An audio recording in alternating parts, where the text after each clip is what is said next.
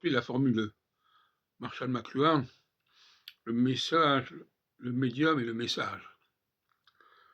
Mais on peut aller beaucoup plus loin encore, en disant que les gens veulent avoir des choses à transmettre, mais que ce qu'ils ont à transmettre, ça n'a pas d'importance. Ce qu'il faut, c'est pouvoir transmettre, avoir à transmettre.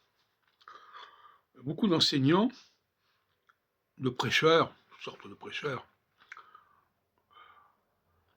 ont besoin d'avoir un message à communiquer. Mais le message n'est pas si important que ça. Il faut qu'il soit important, il faut qu'elle le présente comme important, mais en réalité, il faut qu'il y ait à transmettre quelque chose. Même que les femmes, parce que finalement, les femmes sont des transmettrices avant tout, elles veulent entendre des tas de choses pour pouvoir transmettre, pour avoir des choses à répéter, à radoter, à communiquer, à transmettre.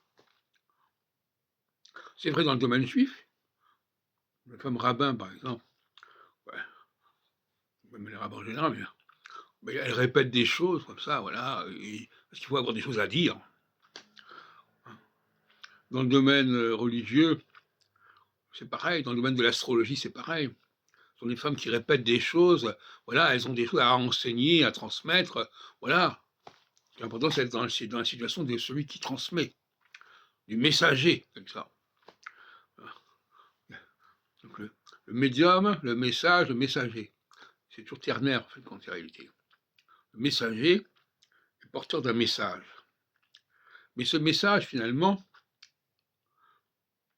c'est surtout le porteur qui est important. Le médium, qui supporte le message, qui porte le message. Et donc,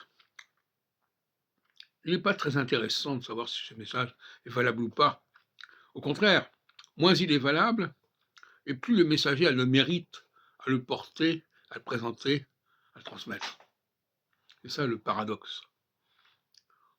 Plus le message est valable, moins le messager a le mérite à le porter.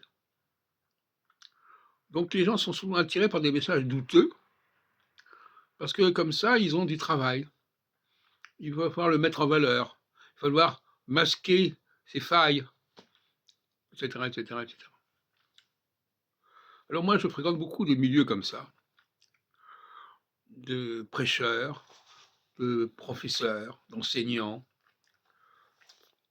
de toutes sortes, notamment dans le domaine prophétique, dans le domaine religieux, le domaine astrologique. Ce sont des femmes qui ont besoin d'avoir quelque chose à donner, à transmettre. Mais finalement, ce qu'elles ont à transmettre n'est pas si important que ça. Ce qui est important, c'est qu'il y ait quelque chose à transmettre.